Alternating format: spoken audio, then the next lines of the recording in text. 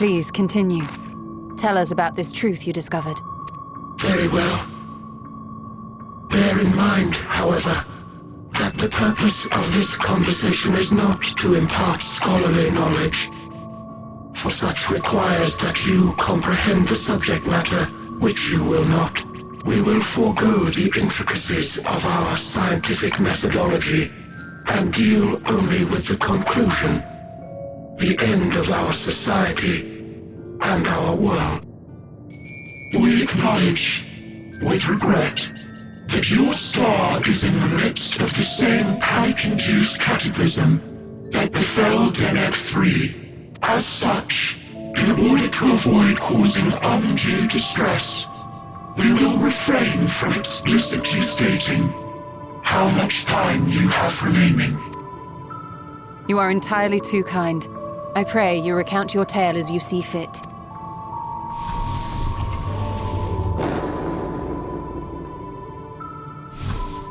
In the beginning, the universe was but a tiny particle. Then suddenly, this particle began to expand, having remained entirely in the bounds of your star. The phenomenon may be difficult for your kind to grasp, but this expansion has since continued unabated. Speculating that the universe could not grow indefinitely, we sought to learn what might occur, and made a worrying discovery. The stars will continue to spread apart, as will their finite thermal energies.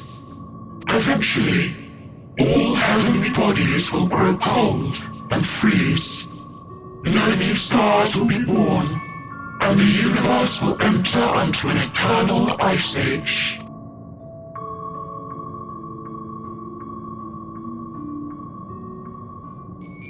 In hopes of proving that this determination was erroneous, we scrutinized our research from all angles, even as we sought to avert the everlasting winter. The endeavor proved fruitless. So infamously so, in fact, that it became synonymous with vain effort. The universe as we know it would end, and there is no way to prevent it. Beneath the weight of this knowledge, our society stagnated. Though we had time still, it was a cold comfort. Why strive for anything when desolation is assured?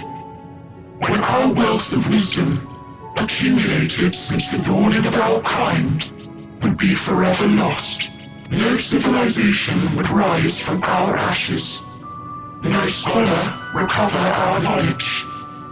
In silence unbroken, naught would stir.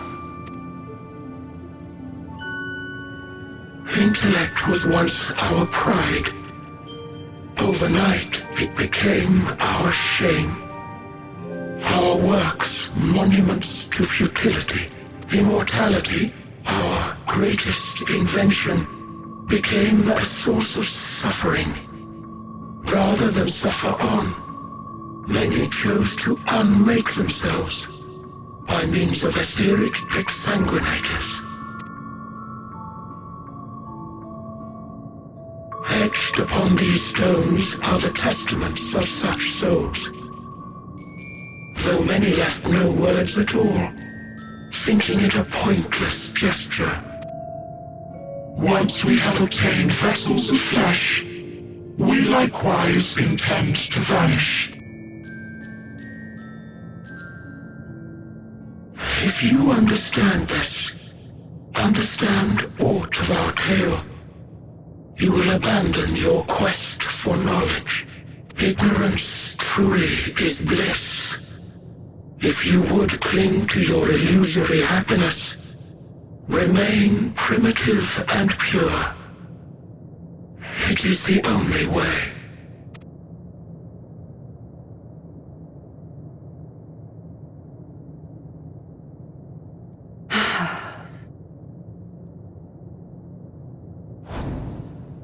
So that's your story.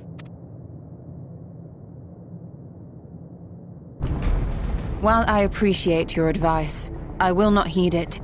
Convinced though you may be of this truth, it is yours and not mine. Indeed, truth, I have ever believed, is in the eye of the beholder. Are you suggesting that we have reached a faulty conclusion?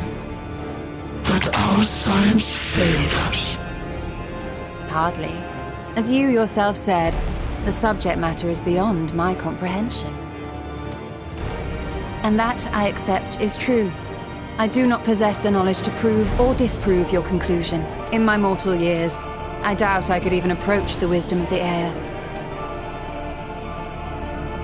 But of one thing am I absolutely certain. I would not be happier in ignorance. Y'shtola, no! You mustn't!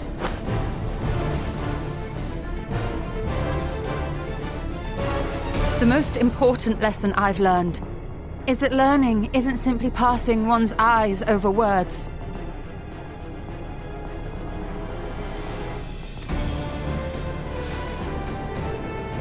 Nay, 'tis when understood for oneself that knowledge attains its true value.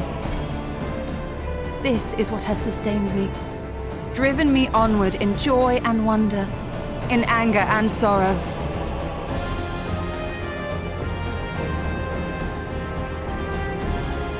The universe may end, and all may be for naught, but I will live as I always have.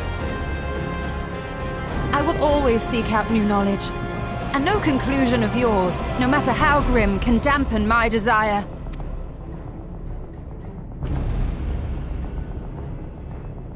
I suppose it is only to be expected. Their feeble minds cannot fathom the terrifying gravity of it all. But worry not. We consider it our duty to enlighten you, and we will not stop until you grasp the full extent of our despair.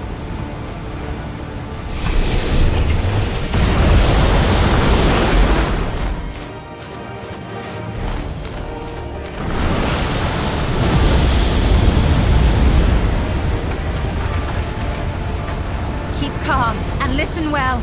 Though my body will soon dissipate, there may be a way to restore it. Azim's magic. So long as our souls remain, you can use it to summon us back. But you mustn't, for it would mean losing our way forward. This I only reveal so that you can promise not to invoke the magic. We came here knowing what victory may cost, so press on, and do not look back.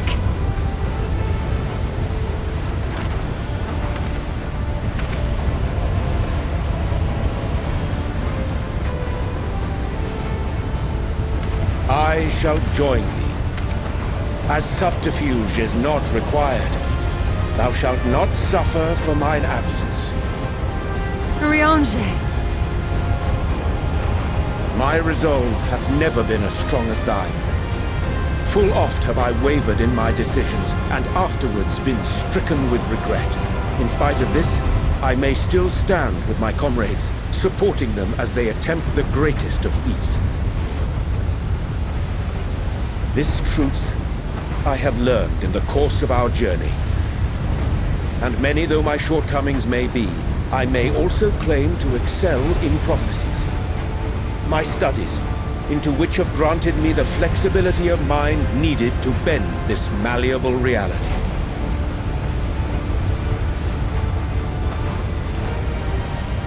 Thus shall I hope that thou mayest have the strength to resist, and our comrades the strength to continue.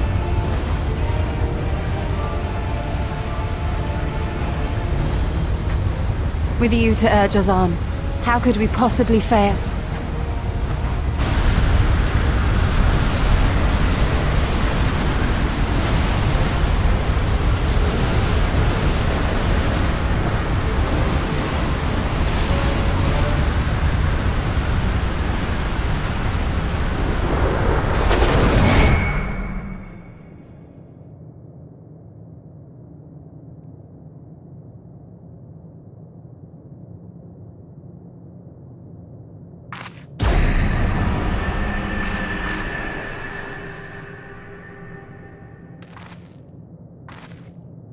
What's this?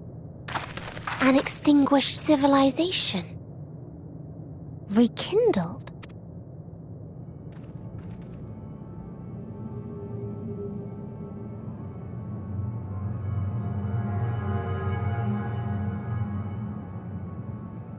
That's right!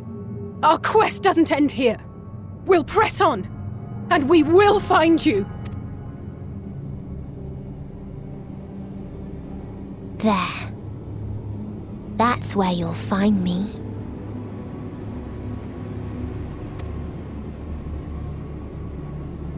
Is that another star? Of the stars we visited, most were already devoid of life. And where there was life still, the inhabitants wished for death. But even death, we learned, isn't truly the end. It is but a part of the cycle of rebirth.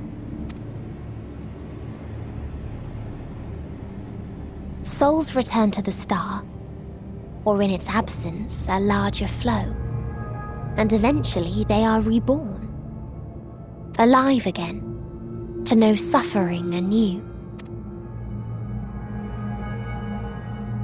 True salvation lies not in dying. It lies in not being born. This is the gift I would give to you, to all life on beautiful Aetheris. To that end, we created an egg wherein life cannot quicken. That dead sun. Attain it if you can, before your friends' emotions fade away, along with their protection.